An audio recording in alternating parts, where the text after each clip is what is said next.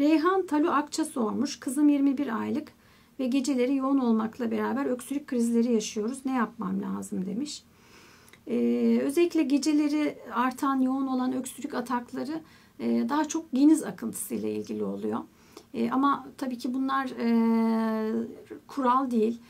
Gece öksürükleri bir bronşitin veya astımın da belirleyicisi olabilir, belirtisi olabilir.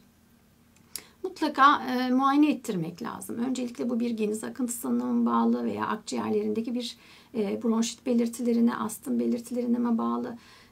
Ona göre de tanı yöntemlerini uygulayıp ona göre muayeneden sonra gerekirse alerji testlerini yapmak gerekiyor. Ve tedavinizi ona göre ayarlamak gerekiyor.